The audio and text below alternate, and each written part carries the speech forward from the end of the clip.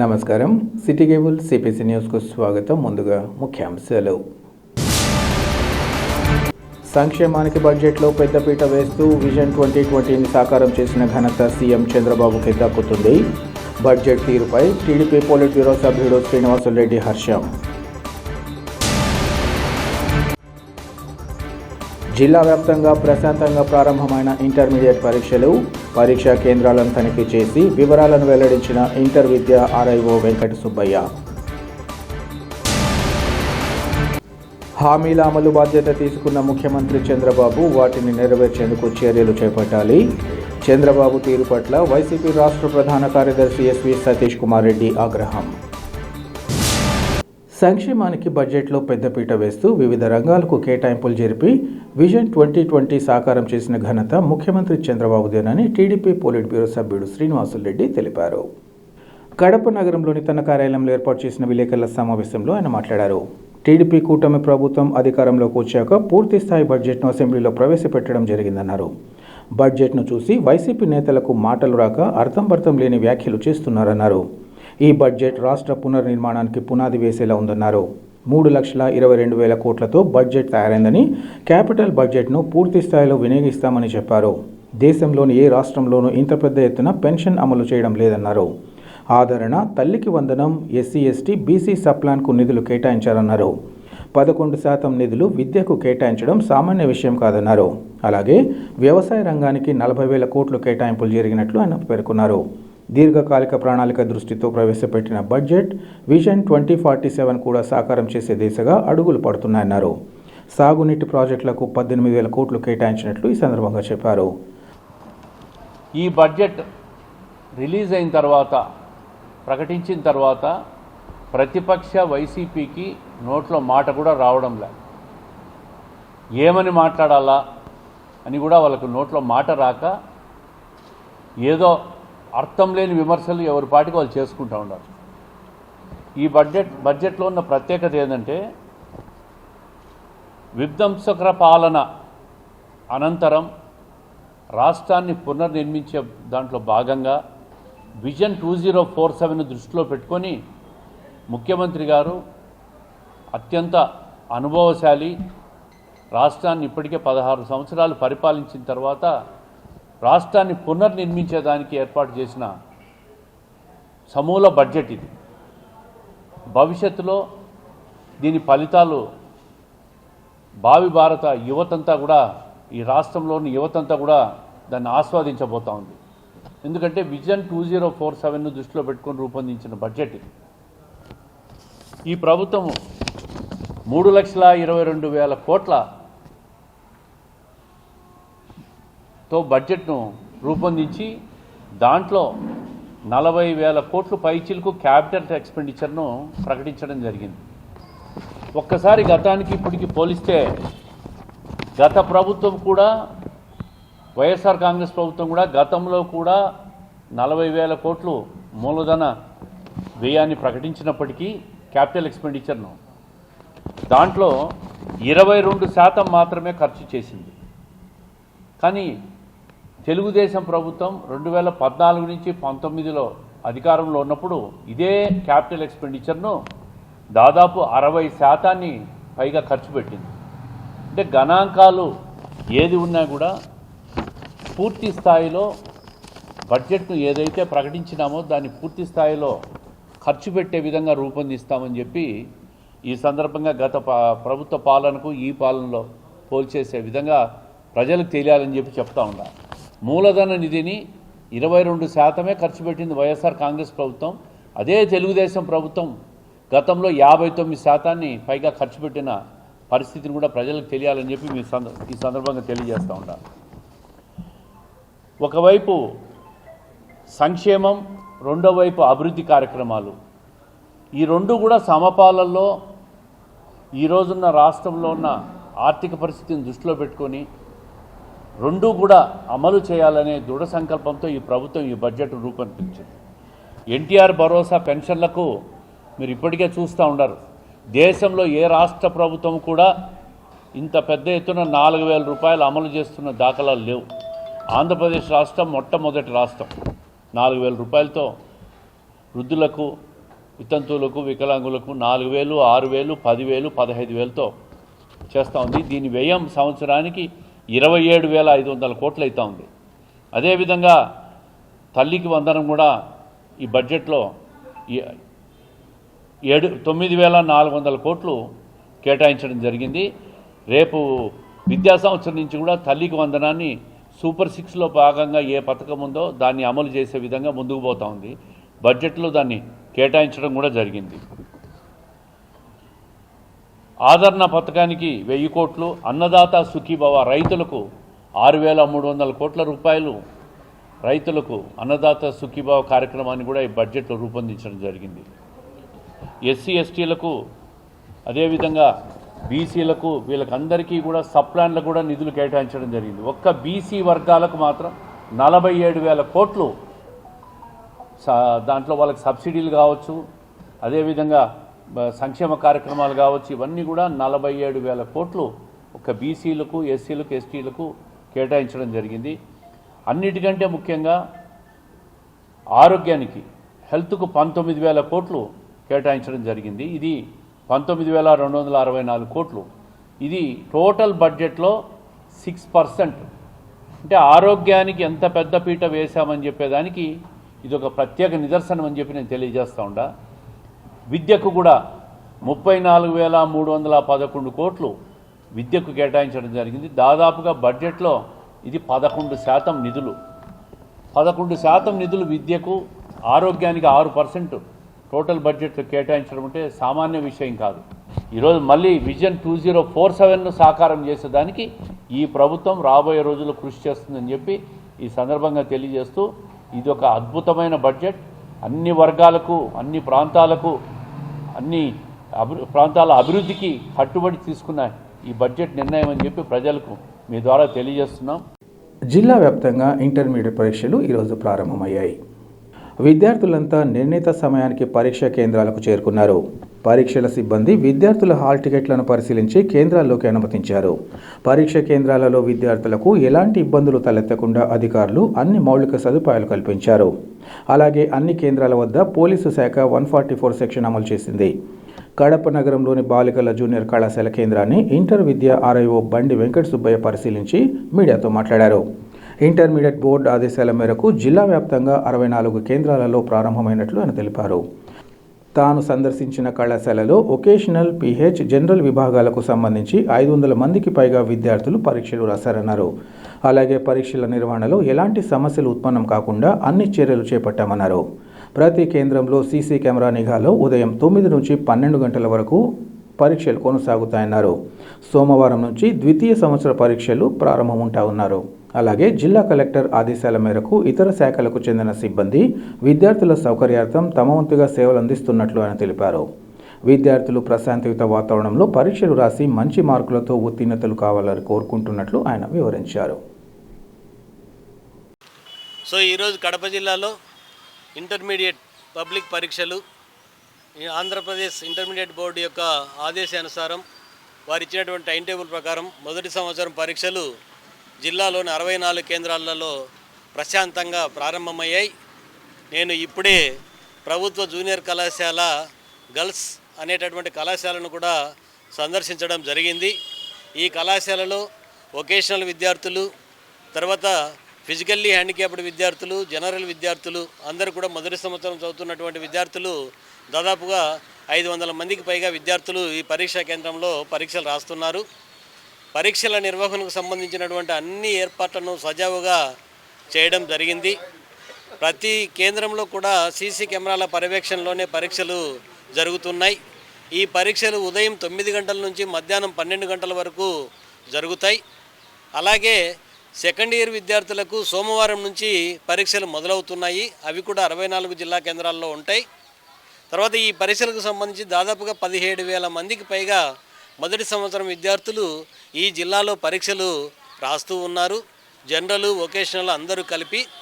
So ఈ పరీక్షల నిర్వహణకు మన జిల్లా కలెక్టర్ గారు ఇచ్చినటువంటి ఆదేశానుసారం అన్ని లైన్ డిపార్ట్మెంట్ల యొక్క అధికారులు కూడా వారికి సంబంధించినటువంటి ఏర్పాట్లను చక్కగా చేసి ఉన్నారు. మేము కూడా ఇంటర్మీడియట్ బోర్డు తరపున 3 ఫ్లయింగ్ స్క్వాడ్స్ను, ఒక 10 మంది సిట్టింగ్ స్క్వాడ్స్ను నియమించడమే కాకుండా పరీక్షల నిర్వహణలో ఉన్నటువంటి DEC, special officer and RIO and convener అందరం కలిసి జిల్లాలో ఉన్నటువంటి పరీక్షా కేంద్రాలను అన్నింటినీ పరిశీలించడం జరుగుతోంది. ఎక్కడ ఏ రకమైనటువంటి సమస్య ఎదురయ్యేటటువంటి పరిస్థితులు అయితే ఏంటి లేవు. ఏం వచ్చినా కూడా మేము ఆ సమస్యను పరిష్కరించడానికి సిద్ధంగా ఉన్నాం.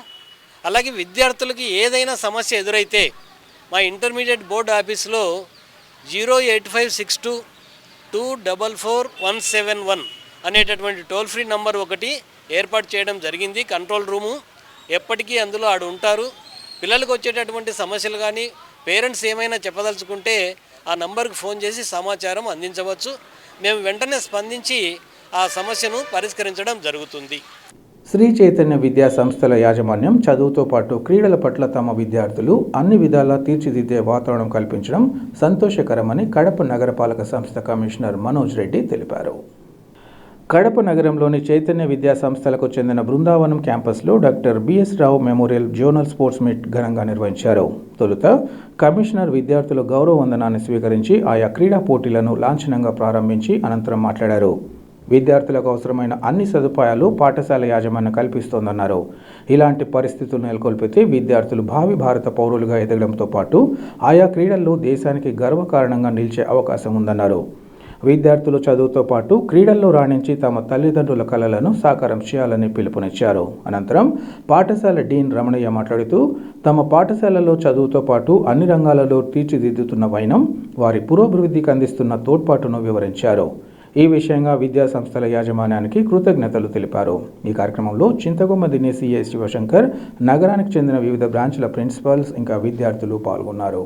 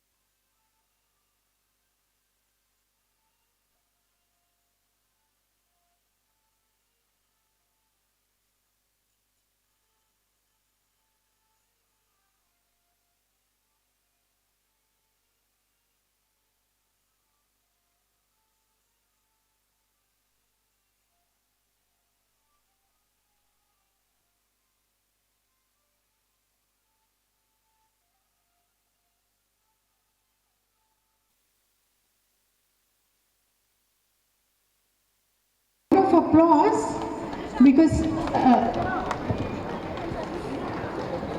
ఇక్కడ శ్రీ చైతన్య ఇన్స్టిట్యూషన్స్ సంబంధించి స్పోర్ట్స్ మీట్కి రావడం ఎంతో ఆనందంగా ఉంది.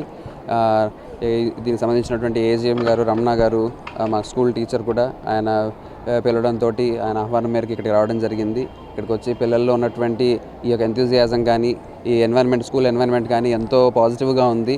చాలా మంచి బిల్డింగ్స్, అదేవిధంగా ఇన్ఫ్రాస్ట్రక్చర్ కూడా చాలా బాగుండడం వల్ల పిల్లలకి చాలా మంచి ఎన్వైర్న్మెంట్ ఉందన్న ఒక ఫీలింగ్ కలిగింది రాగానే. So it is a good thing, it is a good inspiration and good model for other schools కూడా అని అనిపిస్తూ ఉంది చూసినప్పుడు. అండ్ పిల్లలు కూడా చాలా ఎంతూజియాస్టిక్గా కల్చరల్ యాక్టివిటీస్ కానీ స్పోర్ట్స్లో కానీ పార్టిసిపేట్ చేయాలని ఇంట్రెస్ట్ కనిపిస్తూ ఉంది.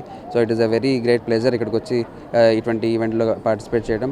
So thank you for morning అండి. ఇవాళ శ్రీ చైతన్య విద్యా సంస్థల ఫౌండర్ బిఎస్ రావు గారి పేరు పైన బిఎస్ రావు మెమోరియల్ స్పోర్ట్స్ మీట్, జిల్లా స్థాయి స్పోర్ట్స్ మీట్ ఇవాళ ఇక్కడ కడప బృందావనం క్యాంపస్లో జరుపుకోవడం జరుగుతుంది.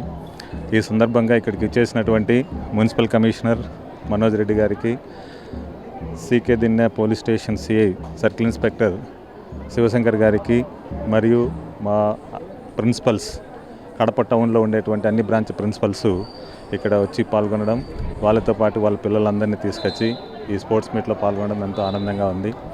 శ్రీ చైతన్య విద్యా సంస్థల్లో కేవలం చదువు కోసమే ప్రామాణికం కాకుండా విద్యార్థులను అన్ని రంగాలుగా అభివృద్ధి చెందించాలా, అన్ని రంగాల్లో ముందుండాలనే ఉద్దేశంతో బ్రాంచ్ లెవెల్లోనూ, జిల్లా స్థాయిలోనూ, రాష్ట్ర స్థాయిలోనూ, దేశ స్థాయిలోనూ పోటీలు నిర్వహించి పిల్లల్లో దాగి ఉన్నటువంటి నాలెడ్జ్ను అంటే స్పోర్ట్స్ పరంగా, శారీరకంగా, మానసికంగా దృఢంగా చేయడం కోసం చిన్న చిన్న సమస్యలకు కృంగిపోకుండా ఆ సమస్యలను ఎలా ఎదుర్కోవాలనేది తర్ఫీదునివ్వడం కోసం స్పోర్ట్స్ అనేటి ఒక మంచి సాధనంగా ఉపయోగపడతాయి.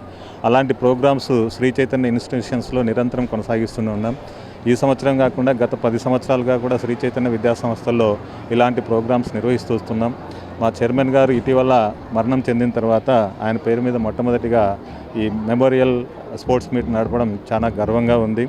ఆయన స్థాపించినటువంటి శ్రీ చైతన్య విద్యా సంస్థలు ఇవాళ మహావృక్షమై దేశవ్యాప్తంగా కొన్ని లక్షల మంది విద్యార్థులను తీర్చిదిద్దుతూ దేశానికి మంచి పౌరులుగా, ఉత్తమ విద్యార్థులుగా తయారు చేసి మంచి రంగాల్లో నిపుణులను తయారు చేస్తున్నటువంటి శ్రీ చైతన్య విద్యా సంస్థల అధ్యాపక బృందానికి, శ్రీ చైతన్య విద్యా సంస్థల మేనేజ్మెంట్ అయినటువంటి డాక్టర్ నాగేంద్ర గారికి, సీమా మేడం గారికి, ఝాన్సీ లక్ష్మి మేడం గారికి వీళ్ళందరికీ ప్రత్యేక కృతజ్ఞతలు తెలుపుతూ ఇక్కడ వచ్చినందుకు మీ అందరికీ కూడా మరొకసారి కృతజ్ఞతలు తెలుపుకుంటూ థ్యాంక్ యూ. కూటమి ప్రభుత్వం అసెంబ్లీలో ప్రవేశపెట్టిన బడ్జెట్కు ఇచ్చిన హామీలకు ఏమాత్రం పొంతన లేకుండా పోతుందని, ఇచ్చిన హామీలకు బాధ్యత తీసుకుని ముఖ్యమంత్రి వాటిని నెరవేర్చాలని వైసీపీ రాష్ట్ర ప్రధాన కార్యదర్శి ఎస్పీ సతీష్ కుమార్ రెడ్డి తెలిపారు. కడప నగరంలో ఏర్పాటు చేసిన విలేకరుల సమావేశంలో ఆయన మాట్లాడారు. కూటమి నేతలు ఎన్నికలకు ముందు వేల హామీలు ఇచ్చారని, గ్రామ స్థాయి నుంచి సూపర్ 6 వరకు నోటికి వచ్చినట్లు మాట్లాడారన్నారు. నిరుద్యోగ భృతి, స్త్రీ నిధి, ఉచిత బస్సు గురించి బడ్జెట్లో ప్రస్తావించకపోవడం తగదన్నారు. ఇక తల్లికి వందనం 12,000 కోట్లు అవసరమైతే 9,000 కోట్లు కేటాయించడం, అన్నదాత సుఖీభావకు అరకొర నిదాయింపులు కేటాయించడం ఏమిటని విమర్శించారు.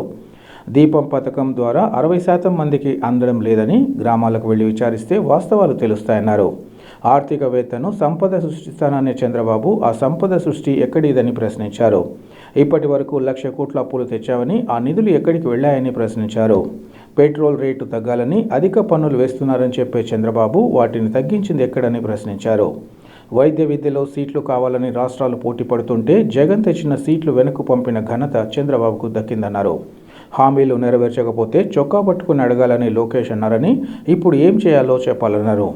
పోసానిని అరెస్ట్ చేశారని, మరి చంద్రబాబు స్వయంగా మాట్లాడిన అంశాలపై ఏమంటారన్నారు. అబద్ధాలతో ఎన్నో ఏళ్లు మీరు గడపలేరని, సమాధానం చెప్పుకోవాల్సిన సమయం వచ్చిందన్నారు. రెడ్ బుక్ పేరుతో తమ హక్కులను కాలరాస్తామంటే కుదరదని, రాజ్యాంగం ప్రకారం ప్రతి ఒక్కరూ నడుచుకోవాలని ఆయన సూచించారు.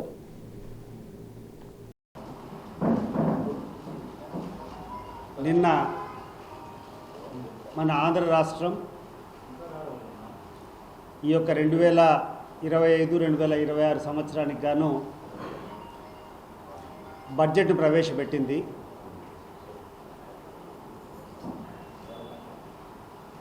రాష్ట్రంలో ఉన్నటువంటి ప్రజలు, రాష్ట్రంలో ఉన్నటువంటి ప్రతి ఒక్కరు కూడా ఈ యొక్క బడ్జెట్ పట్ల ఎంతో ఆసక్తిగా చూస్తూ ఉంటారు. ఇటీవలే ఎన్నికలు జరిగాయి 2024లో. ఆ ఎన్నికల ముందు అధికారంలోకి వస్తే ఏ రకంగా ప్రజలకు మేలు చేస్తాం, ఏ ఏ అంశాలకు ప్రాధాన్యత ఉంటుంది అనేటువంటి విషయాలపైన ఎన్నికల ముందు వివిధ పార్టీలు వాళ్ళ యొక్క పార్టీ మేనిఫెస్టోను కానీ లేకుంటే వాళ్ళు ఇచ్చేటువంటి హామీలు కానీ ప్రజలకు చెప్పడం జరుగుతుంది. ఈ యొక్క హామీలు కానీ వీళ్ళు ఇచ్చినటువంటి విధానాలకు కానీ అమలు కావాలంటే డబ్బులు కావాలి. ఆ డబ్బులను ఏ రకంగా కేటాయిస్తాం, ఏ రకంగా ఏ స్కీమ్స్ చేస్తామనేటువంటి ఆ ప్లానింగ్నే బడ్జెట్ అంటాం. దాంట్లో ఏ పథకానికి ఎంతెంత డబ్బులు కేటాయిస్తామనేది ప్రధాన అంశం. మరి నిన్న ప్రవేశపెట్టేటువంటి బడ్జెట్ చూస్తే చంద్రబాబు నాయుడు గారు ఇచ్చినటువంటి హామీలకు, చంద్రబాబు నాయుడు గారు చెప్పినటువంటి ప్రజలకు ఇచ్చినటువంటి మేనిఫెస్టోకు ఈరోజు నిధులు ఏ రకంగా కేటాయించారనేది మనం అందరం కూడా ఒకసారి ఆలోచన చేయాలి. కొన్ని వేల హామీలు ఇచ్చాడు. ఏ ఊరికి పోయినా, ఏ గడపకు దొక్కినా ప్రతి ఒక్కరికి ఏం కావాలంటే అవన్నీ ఇచ్చాడు. లాస్ట్ అన్నిటికంటే ముఖ్యం సూపర్ 6 నాకు ప్రాధాన్యత, సూపర్ 6ను ఎటువంటి పరిస్థితుల్లో అమలు చేస్తామని చెప్పారు. ఆ సూపర్ 6 యొక్క విషయం ఈరోజు మనం ఆలోచన చేస్తే ఈరోజు రాష్ట్రంలో ఉన్నటువంటి ప్రతి ఒక్క నిరుద్యోగికి సంవత్సరానికి నెలకు 3,000 రూపాయలు నిరుద్యోగ భృతి ఇస్తా అని చెప్పాడు. నేను అడుగుతున్నాను ఈరోజు చంద్రబాబు నాయుడు గారిని, ఈ యొక్క నిరుద్యోగ భృతికి ₹1 అన్నా నీ యొక్క బడ్జెట్లో కేటాయింపులు చేశావా? ఇది నువ్వు ఈ రాష్ట్రంలో ఉన్నటువంటి యువతకు నిరుద్యోగులకు చేసినటువంటి మోసం కాదా అని చెప్పి నేను అడుగుతున్నాను. స్త్రీనిధి అని చెప్పావు. రాష్ట్రంలో ఉన్నటువంటి 18 సంవత్సరాలు దాటినటువంటి ప్రతి మహిళలకు కూడా 1,500 రూపాయలు ప్రతి నెల ఇస్తానని చెప్పావు. దీనికి సంబంధించి ₹1 అన్న ఈ బడ్జెట్లో పెట్టావా చంద్రబాబు నాయుడు గారు? ఒకసారి మీరు ఆలోచన చేయండి. ఈ రాష్ట్రంలో ఉన్నటువంటి ప్రతి మహిళ ప్రయాణం చేయాలంటే ఆర్టీసీ బస్సులు ఉచితంగా ప్రయాణం చేయొచ్చు అని చెప్పి హామీ ఇచ్చావు. మరి ఈరోజు ఏమైనా దానికి సంబంధించి ₹1 అన్న కేటాయింపు ఉందా అని చెప్పి నేను అడుగుతున్నాను. తల్లికి వందనం స్కీమ్ కోసం ఈరోజు ఆరాకొర నిధులు కేటాయించినాం. నాకు తెలిసినంత వరకు దాదాపు 12,000 చిల్లర కోట్లు దీనికి అవసరమైతే నువ్వు 9,000 కోట్లు మాత్రమే ఈరోజు దీనికి కేటాయించినావు. అది అమలవుతుందో లేదో తెలియదు. ఆ 9,000 కోట్లను కూడా పూర్తిగా సద్వినియోగం చేస్తావో లేదో కూడా తెలీదు. ఎందుకంటే పోయిన బడ్జెట్లో మీరు అలాట్ చేసింటి అన్నీ పూర్తిగా డబ్బులు ఖర్చు పెట్టారా? ఒకసారి ఆలోచన చేయండి. ఈ 2024-2025లో మీరు కేటాయించిన డబ్బులు కూడా పూర్తిగా ఖర్చు పెట్టలేదు. దీపం పథకం అంటే ఈ యొక్క మహిళలకందరికీ కూడా 3 గ్యాస్ సిలిండర్లు ఉచితమని చెప్పి నువ్వు చెప్పావు. నేను సవాల్ విసురుతున్నాను ఈ తెలుగుదేశం కూటమి ప్రభుత్వానికి. మీకు ధైర్యం ఉందా? గ్రామాలకు వచ్చి మీరు ఎదుర్కొంటారా ప్రజలను? కనీసం 60% మందికి మించి ఈ యొక్క పథకం అందడం లేదు. నేను మా ఊర్లో ఎంక్వైరీ చేశా. సెంట్రల్ గవర్నమెంట్ నుంచి రావాల్సినటువంటి సబ్సిడీ 48 రూపాయల చిల్లర ఏదో వాళ్ళ అకౌంట్లో పడింది తప్పితే ఇంతవరకు ఈ రాష్ట్ర ప్రభుత్వం తరఫున మీరు ఉచితంగా ఇస్తామనేటువంటి పథకం సంపూర్ణంగా అందరికీ పడలేదు. దాదాపు 40-45% మందికి ఈ యొక్క పథకం అమలు కాలేదు. ఇదే మీకున్నటువంటి చిత్తశుద్ధి?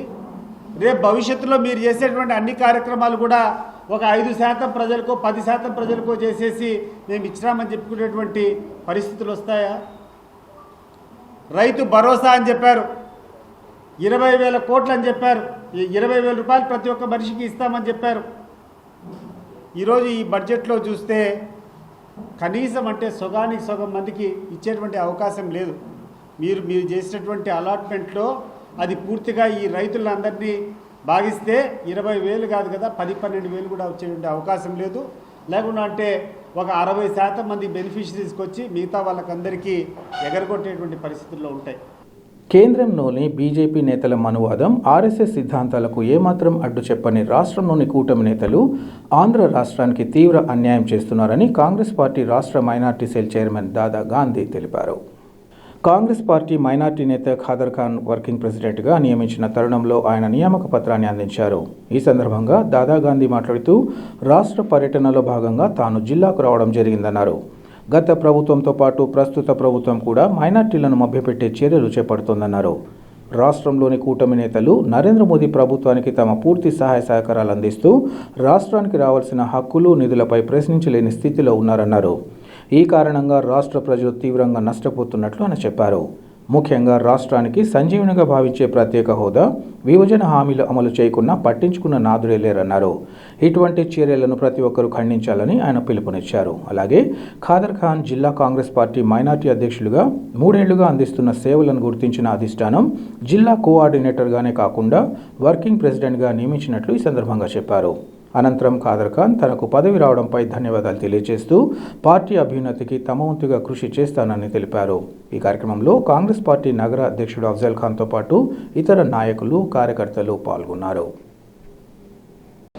రాష్ట్ర పర్యటనలో భాగంగా కాంగ్రెస్ పార్టీ మైనార్టీ విభాగం ఈరోజు కడప జిల్లాలో రావడం జరిగింది. ఏదైతే గడిచిన ప్రభుత్వం కానివ్వండి, ఈ ప్రభుత్వం కానివ్వండి మైనార్టీల పట్ల ఏ రకంగా అయితే వాళ్ళ ప్రవర్తన, వాళ్ళ హావభావాలు, వాళ్ళ వేషధారణ ఉందో దీనికి పూర్తి స్థాయిలో కాంగ్రెస్ పార్టీ వ్యతిరేకంగా ఉంటూ ఏదైతే ప్రజా సమస్యలపైన అహర్నిశలు మైనార్టీ వర్గం ఎప్పుడు కూడా ప్రజల పక్షాన్ని నిలబడతా ఉంది. ఈరోజు కేవలం మనువాదం పేరుతో వేషధారణ మార్చుకొని పవన్ కళ్యాణ్ గారు జనసేన అధ్యక్షులు పూర్తి స్థాయిలో ఈరోజు ఒక మత ప్రజాకరుడుగా ప్రజల సమస్యలపైన పోరాడుతున్నానని చెప్పేటువంటి అడిగినటువంటి నాయకుడు, నేను పోరాడతా, నేనున్నా మీ పక్షాన అనేటువంటి వ్యక్తి ఈరోజు పూర్తి స్థాయిలో కాషాయ వస్తువులు వేసుకొని, కాషాయ కండువ కప్పుకొని ఆర్ఎస్ఎస్ మనువాద సిద్ధాంతాలతో ప్రజలందరూ కూడా మోసం జరుగుతుంది. దీన్ని బట్టి చూస్తూ ఉంటే అర్థమవుతుంది నరేంద్ర మోడీ ఏ రకంగా అయితే ఇంతకుముందు 400 పార్ అన్నారు, 400 పార్ అయితేనే భారత రాజ్యాంగాన్ని కూడా పూర్తి స్థాయిలో మారుస్తామని చెప్పేసి ఒక ప్రకటన కూడా చేయడం జరిగింది. ఏదైతే ఖాదర్ ఖాన్ గారు ఇంతకుముందు జిల్లా అధ్యక్షులుగా 3 సంవత్సరాలుగా సేవలు అందించినారు. ఆయన సేవలను చూసి అదేవిధంగా కాంగ్రెస్ పార్టీ అధిష్టానం ఏఐసిసి ఏదైతే మైనార్టీ విభాగం అధ్యక్షులు ఉన్నారో ఇమ్రాన్ ప్రతాప్ గర్తి గారి ఆదేశాల మేరకు షర్మిలమ్మ గారి నాయకత్వంలో అదేవిధంగా ఈరోజు ఏదైతే ఈ జిల్లా కోఆర్డినేటర్గా కాకుండా అదేవిధంగా వర్కింగ్ ప్రెసిడెంట్గా కూడా ఈరోజు ఖాదర్ ఖాన్ గారిని నియమించడం జరిగింది. ఈ నియామకానికి శుభాకాంక్షలు తెలియజేసుకుంటున్నాను. స్టేట్ చైర్మన్ దాదా గాంధీ సార్ గారు ఆధ్వర్యంలోనే నేను వర్కింగ్ ప్రెసిడెంట్ మైనార్టీగా స్టేట్ పొందాను ఆహ్వానపత్రము. దీనికి నాకు ఇచ్చిన పదవికు న్యాయం చేస్తానని, కాంగ్రెస్ పార్టీకి న్యాయం చేస్తానని. ఇప్పుడు చూస్తుంటే కాంగ్రెస్ పార్టీ వల్ల ఇప్పుడు ఉండే ప్రభుత్వాలు ఎస్సీ బీసీ కాదు మైనార్టీలకు ఏకంగా చాలాగా వితరమైనగా జరుగుతుంది అత్యాచారాలు. కానీ అన్నీ చూస్తారు అండనే బీజేపీ ప్రభుత్వము క్యాష్ ఫిల్లింగ్గా పైకి వస్తుంది. కానీ ఈ యొక్క వస్తువు కూడా నీతి వస్తువు ప్రజలకు పేద చిన్న లేకుండా వితరమైన క్యాష్ ఫిల్లింగ్తో ఈ ప్రజలకు దౌర్భాగ్యంగా ఉన్నది. అందుకే మళ్ళీ క్యాష్ ఫిల్లింగ్ పోవాలన్నా కూడా బీజేపీ ప్రభుత్వం హటావో కాంగ్రెస్ లావు అని ప్రజలందరూ కాసుకుంటారు. ఈసారి ఎలక్షన్లోనే ప్రజలు కాంగ్రెస్ పట్టు ఓటింగ్ బ్యాంక్ కూడా పెరిగింది. ఇంకా రాబోయే కాలంలో 100%గా ఆంధ్రప్రదేశ్లో షర్మిల మేడం గారు ఎటు సీఎం ఖాయం ఉంది. పిఎం మా రాహుల్ గాంధీ గారు 100% ఈసారి రాబోయే ఎలక్షన్లో మా కళాన్ని ఆశలు పిఎం కావాలని మేము ఆశిస్తున్నాము. మేము మైనార్టీలంతా కలిసిమెలిసి కొన్నిటిగా అందరూ మేము ఈ ఇచ్చిన వర్కింగ్ ప్రెసిడెంట్కు మా దాదా గాంధీ సార్ ఆయన తరపున నేను న్యాయం చేస్తాను కాంగ్రెస్ పార్టీకి. జై కాంగ్రెస్. పవిత్ర రంజాన్ మాసం ప్రాధాన్యతను గుర్తించి ముస్లిం సమాజం అత్యంత భక్తి శ్రద్ధలతో పుణ్యఫలాల సాధనకు కృషి చేయాలని బీజేపీ నేత సుబ్బారెడ్డి పిలుపునిచ్చారు. రంజాన్ మాస ప్రారంభాన్ని పురస్కరించుకొని కడప నగరంలోని బీజేపీ కార్యాలయంలో బీజేపీ మైనార్టీ మోర్చా నాయకులు నూరుద్దీన్, ఇలియాస్ షేక్ ఆధ్వర్యంలో రంజాన్ కిట్లను పంపిణీ చేశారు. ఈ సందర్భంగా ప్రవీణ్ నాయుడు మాట్లాడుతూ భారతదేశం ఎన్నో కులాలు, మతాలు, వర్గాలకు ఆలవాలమన్నారు. దేశ ప్రధానిగా నరేంద్ర మోదీ అధికారంలోకి వచ్చినప్పటి నుంచి దేశ ఘనత ప్రపంచవ్యాప్తంగా తెలిసి వస్తోందన్నారు. అంతేకాకుండా ముస్లిం దేశాలైన కువైట్, సౌదీ అరేబియాలలో సైతం భారతీయ సాంప్రదాయాలు పాటించడం, గౌరవించడం జరుగుతుందన్నారు. అయితే కొంతమంది ఛాందసవాదులు, కుహాన మేధావులు ప్రజలను వివిధ వర్గాలుగా విభజించి రాజకీయ లబ్ధి పొందేందుకు కుట్రలు చేస్తున్నారన్నారు. అలాంటి వారికి ప్రజలు దూరంగా ఉండాలని పిలుపునిచ్చారు.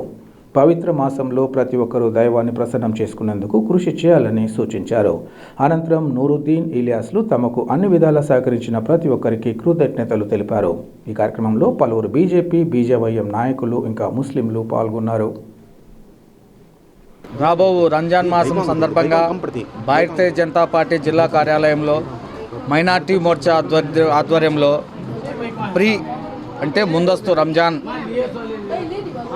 సంబరాలు జరుపుకుంటున్నాము.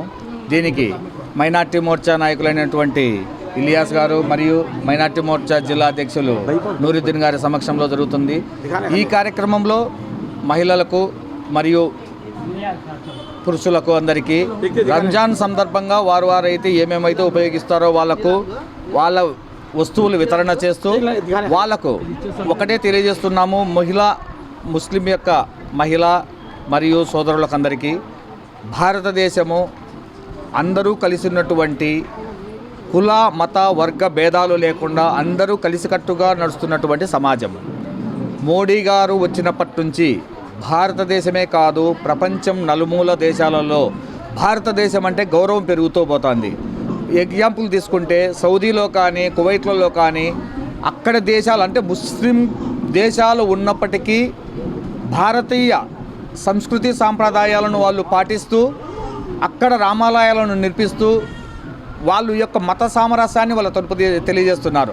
అదేవిధంగా భారతదేశంలో ఉన్నటువంటి ముస్లింలు కానీ క్రిస్టియన్లు కానీ మనమందరము భారతీయులము. మన మధ్య కేవలం కొంతమంది మత ఛాందసవాదులు మరియు కుహానా మేధావులు మన ప్రజలలో వ్యతిరేక భావాలు కలగజేస్తూ కుల మత వర్గ భేదాలు సృష్టిస్తూ మనల్ని భారతీయ పౌరులుగా కాకుండా వివిధ వర్గాలుగా విభజిస్తూ కేవలం రాజకీయాల కోసం చేస్తున్నారు. వాటందరినీ నమ్మకుండా మీరు కూడా రంజాన్ మాసాన్ని అత్యంత పవిత్రంగా చేసుకుంటూ ఉపవాసాన్ని స్వీయ క్రమశిక్షణతో స్వీయ ఆర్థిక అభివృద్ధితో ముందుకు పోతూ రంజాన్ జరుపుకోవాలని వాళ్ళందరికీ శుభాకాంక్షలు తెలియజేస్తున్నాము. విభజన హామీల్లోని ఉక్కు ఫ్యాక్టరీతో పాటు రాయలసీమలో ప్రాజెక్టుల బడ్జెట్లో తగినన్ని నిధులు కేటాయించకపోవడం దారుణమని నిరసన కార్యక్రమంలో సిపిఐ జిల్లా కార్యదర్శి గాలి చంద్ర మండిపడ్డారు. బడ్జెట్ కేటాయింపుల్లో జిల్లా ప్రజల ఆకాంక్ష ఉక్కు ఫ్యాక్టరీ నిర్మాణం కోసం నిధులు కేటాయించకపోవడం, ప్రాజెక్టులకు నిధుల కేటాయింపులో కోతలు పెట్టడం కూటమి ప్రభుత్వ కక్ష సాధింపుకు పరాకాష్ట అని సిపిఐ జిల్లా కార్యదర్శి గాలి చంద్ర హెచ్చరించారు. బడ్జెట్లో సీమ పట్ల ప్రభుత్వం తీరును నిరసిస్తూ ఈరోజు స్థానిక కోటిరెడ్డి సర్కిల్లో జరిగిన నిరసన కార్యక్రమంలో గాలి చంద్ర మాట్లాడారు. మంత్రి పయ్యావుల కేశవులు 3.22 లక్షల కోట్ల అంచనా వ్యయంతో ప్రవేశపెట్టిన బడ్జెట్లో కడప ఉక్కు ఫ్యాక్టరీ ఊసెత్తకపోవడం విచారకరమన్నారు. 2014 నుంచి 19 వరకు కూటమిలో కొనసాగిన చంద్రబాబు ప్రభుత్వాన్ని కేంద్ర ప్రభుత్వం మోసం చేసిందన్నారు. 2024 ఎన్నికల్లో కూటమి ప్రభుత్వం అధికారంలోకి వస్తే ఉక్కు ఫ్యాక్టరీ నిర్మించి తీరుతామని చెప్పిన డబుల్ ఇంజన్ సర్కార్ తొలిసారి ప్రవేశపెట్టిన పూర్తిస్థాయి బడ్జెట్లో ఉక్కు ఫ్యాక్టరీ నిర్మాణానికి నిధులు కేటాయించకపోవడం దుర్మార్గమన్నారు. అలాగే కరువు పీడిత రాయలసీమ, నెల్లూరు, ప్రకాశం జిల్లాల ప్రాజెక్టులైన గాలేరు నగరి, హంద్రినీవా, తెలుగంగ, రాజోలి, వెలుగొండ ప్రాజెక్టులకు బడ్జెట్లో 10% నిధులు కేటాయించాలన్నారు. నీటిపారుదల రంగానికి 18,000 కోట్లు కేటాయించగా అందులో జాతీయ హోదా కలిగిన పోలవరానికి 6,000 కోట్లు కేటాయించడం ప్రాధాన్యత క్రమంలో రాయలసీమ మరింత నష్టపోయే ప్రమాదం ఉందన్నారు. ముఖ్యమంత్రి చంద్రబాబుకు రాయలసీమ పట్ల, కడప జిల్లా పట్ల వివక్షత ఉన్నందన్న అపవాదుకు ఆజ్యం పోసే విధంగా ప్రస్తుత బడ్జెట్ కేటాయింపుల్లో స్పష్టమవుతుందన్నారు. వెనుకబడిన ప్రాంతాల్లో నిర్లక్ష్యం చేస్తే మరోమారు విభజన ఉద్యమానికి ఆజ్యం పోసినట్లవుతుందని ఆందోళన వ్యక్తం చేశారు. కూటమి ప్రభుత్వం అధికారంలోకి వచ్చిన 6 మాసాల్లో కడతామని చెప్పి వీరబాదులు మాట్లాడినటువంటి నేతలు ఎవరైతే ఉన్నారో, ఎమ్మెల్యేలు ఎవరైతే ఉన్నారో, బీజేపీ, జనసేన, టీడీపీ నేతలు ఎవరైతే ఉన్నారో మరి వాళ్ళు ఇక్కడ 2025-26 బడ్జెట్లో పూర్తి స్థాయిలో బడ్జెట్ ప్రవేశపెడితే ఉక్కు ఫ్యాక్టరీ నిర్మాణానికి ఎలాంటి నిధులు కేటాయించకపోవడం, పోనీ నీటిపారుదలకు సంబంధించినటువంటి నిత్య కరువులతో తల్లడిల్లుతూ ఉన్నటువంటి రాయలసీమ నీటి కడగండ్లు తీరాలంటే గాలేరు నగరి, హంద్రినీవా, తెలుగంగ, రాజోలి, వెలుగొండ ప్రాజెక్టులకు నిధులు కేటాయించాలని రాష్ట్రంలో కేటాయించినటువంటి బడ్జెట్లో 10% నిధులు రాయలసీమ, నెల్లూరు, ప్రకాశం జిల్లాల ప్రాజెక్టులో కేటాయించాలని ఒకవైపు డిమాండ్ చేస్తూ ఉంటే కనీసం ఏడాదికి 10,000 కోట్లు కేటాయించి 5 సంవత్సరాల్లో 50,000 కోట్లు కేటాయిస్తే రాయలసీమలో ఉన్నటువంటి ప్రతి గ్రామానికి త్రాగునీరు, ప్రతి ఎకరాకు సాగునీరు అందించవచ్చు అని చెప్పి ఒకవైపు రైతాంగం, రైతు సంఘాలు, ప్రజా సంఘాలు పోరాటం చేస్తూ ఉంటే కానీ ఇవాళ ప్రవేశపెట్టినటువంటి బడ్జెట్లో 18,000 కోట్లు నీటిపారుదల రంగానికి కేటాయిస్తే 6,000 కోట్ల అగ్రభాగాన పోలవరం ప్రాజెక్టు కేటాయించడం అంటే జాతీయ హోదా కలిగినటువంటి పోలవరం ప్రాజెక్టుకు నిధులు కేటాయించే బాధ్యత కేంద్ర ప్రభుత్వం పైన ఉంది అనేటువంటి ఇంకిత జ్ఞానం కూడా లేకుండా నిధులు కేటాయించడం అంటే ఇంతకంటే దుర్మార్గం ఇంకొకటి లేదు. ఈ విధమైనటువంటి వివక్షత, నిర్లక్ష్యం మూలంగా వెనుకబడిన ప్రాంతాలు ఏర్పాటు ఉద్యమాలకు పాలక ప్రభుత్వమే, చంద్రబాబు నాయుడు ప్రభుత్వమే ఆజ్యం పోసినట్లు అవుతుందని చెప్పి ఈ సందర్భంగా హెచ్చరిస్తూ ఉన్నాం. ఈ ప్రాజెక్టులకు, ఉక్కు ఫ్యాక్టరీకి ఇప్పటికైనా నిధులు కేటాయించాలి. ఇక్కడ ఎన్నికైనటువంటి ఎమ్మెల్యేలు మీరు గలం విప్పండి. మీరు అసెంబ్లీ వేదికగా చేసుకొని ఊకదంపుడు ఉపన్యాసాలు కాదు, పొగడ్తలు కాదు. మాకు కావాల్సింది నిధులు రాబట్టడంలో, సమగ్రాభివృద్ధికి కావలసినటువంటి నిధులు సమీకరణలో మీ ఆలోచన పెట్టండి, మీ గొంతులకు పదులు పెట్టండి అని చెప్పి చేత కాకపోతే మీరు మీరు రాబట్టలేకపోతే, పాలకులను నిలదీయలేకపోతే మీ పదవులకు రాజీనామా చేసి మాతో పాటు వచ్చి ఆందోళన చేయాలని చెప్పి కూడా ఈ సందర్భంగా విజ్ఞప్తి చేస్తా ఉన్నాం. విద్యార్థులు మంచి ఆలోచనతో ఏకాగ్రతతో నిర్దేశించుకున్న లక్ష్య సాధనకు ముందుకు సాగాలని మిట్టా శ్రీకాంత్ విద్యార్థులకు సూచించారు. Vempalle Arya Vysya officials and professional association ఇంకా అవోపా మహిళా విభాగ ఆధ్వర్యంలో వేంపల్లె పట్టణంలోని తలిశెట్టి శేషమ్మ జెడ్పీ బాలికల ఉన్నత పాఠశాలలో 10వ తరగతి విద్యార్థులకు పరీక్షలపై అవగాహన కార్యక్రమాన్ని నిర్వహించారు. అవోపా అధ్యక్షులు బైరిశెట్టి వెంకట సునీల్ కుమార్, మహిళా విభాగ అధ్యక్షురాలు పచ్చిపులుసు ప్రవీణ ఆధ్వర్యంలో మోటివేషన్ ట్రైనింగ్ కెరియర్ గైడెన్స్లో విశేష అనుభవం కలిగిన మిట్టా శ్రీకాంత్ విద్యార్థులకు దిశానిర్దేశం చేశారు. 10వ తరగతి పరీక్షలకు ఎలా సన్నద్ధం కావాలి, ఎలాంటి జాగ్రత్తలు తీసుకోవాలన్న విషయంపై వివరించారు. ప్రణాళికబద్ధంగా ముందుకు సాగడం ఎలా, లక్ష్యాన్ని సాధించడం కోసం ఎలా పనిచేయాలి, పరీక్షలలో పాటించవలసిన నియమాలు తదితర విలువైన సమాచారాన్ని ఈ సందర్భంగా అందించారు. ఈ కార్యక్రమంలో అవోపా మహిళా విభాగ్ తదితరులు పాల్గొన్నారు.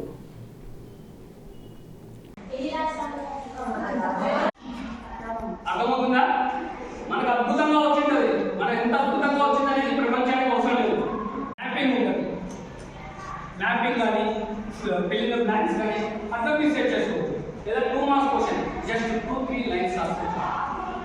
మీకు వచ్చు కదా, మీకు ఎంత అద్భుతంగా వస్తుంది అనేది ఇంపార్టెంట్ కాదు. వాడు ఎగ్జామ్ ఏబిసిడిలో లేకుంటే రోమన్ అంకలో ఏదో ఒకటి పెన్సిల్తో వేసుకోండి, పెన్సిల్తో. నెక్స్ట్ సపోజ్ నేను చదువుతా వచ్చా, ఈ క్వశ్చన్ పేపర్ 30 క్వశ్చన్ చదివేశాను, నాకు ఈ 6వ క్వశ్చన్ బాగా వచ్చు, నెక్స్ట్ 13వ క్వశ్చన్ వచ్చు, తర్వాత 30వ క్వశ్చన్ వచ్చు. ఇట్లా మొత్తంగా నీకు వచ్చిన క్వశ్చన్స్ అన్నిటికీ నెంబరింగ్ వేసేసుకోవచ్చు. టోటల్గా మీకు బాగా తెలిసింది ఈ క్వశ్చన్ రాసిన తర్వాత సబ్జెక్ట్ ఫెయిల్ అయింది, అలా ఉంటుంది. నెక్స్ట్ 30 మార్కులు వస్తాయి. ఆ 15 minutes లో మీరు ఏం చేస్తారు? రెండోది ఏ క్వశ్చన్ ఏ క్వశ్చన్ కాదు హైలైట్ చేస్తారా? ఇక్కడ సెకండ్ 5 minutes ఏ క్వశ్చన్ రాయాలి, పెన్సిల్తో, పెన్తో కాదు పెన్సిల్తో మార్కింగ్. ఇప్పుడు మీకు అన్నది మీరు నెంబరింగ్ వేసుకోండి, అర్థమవుతుందా? ఫస్ట్ ఎగ్జామ్ అంటే స్ట్రెస్ వస్తుంది. ఎందుకు వస్తుందంటే మనం ఎగ్జామ్ 100 మార్క్స్ రాస్తాం, రాసిన తర్వాత మన ఎక్స్పెక్టేషన్ ఎలా ఉంది, నెక్స్ట్ టైం ఎగ్జామ్ మీకు క్వశ్చన్ పేపర్. వార్తలు ముగించే ముందు ముఖ్యాంశాలు మరోసారి. సంక్షేమానికి బడ్జెట్లో పెద్దపీట వేస్తూ విజన్ 2020ని సాకారం చేసిన ఘనత సీఎం చంద్రబాబుకి దక్కుతుంది. బడ్జెట్ తీరుపై టీడీపీ పోలిట్ బ్యూరో సభ్యుడు శ్రీనివాసులరెడ్డి హర్షం. జిల్లా వ్యాప్తంగా ప్రశాంతంగా ప్రారంభమైన ఇంటర్మీడియట్ పరీక్షలు, పరీక్షా కేంద్రాలను తనిఖీ చేసి వివరాలను వెల్లడించిన ఇంటర్ విద్యా ఆర్ఐఓ వెంకట సుబ్బయ్య. హామీల అమలు బాధ్యత తీసుకున్న ముఖ్యమంత్రి చంద్రబాబు వాటిని నెరవేర్చేందుకు చర్యలు చేపట్టాలి. చంద్రబాబు తీరు పట్ల వైసీపీ రాష్ట్ర ప్రధాన కార్యదర్శి ఎస్వి సతీష్ కుమార్ రెడ్డి ఆగ్రహం. సిటీ కేబుల్ సిపిసి న్యూస్ ఇంతటితో సమాప్తం. నమస్కారం.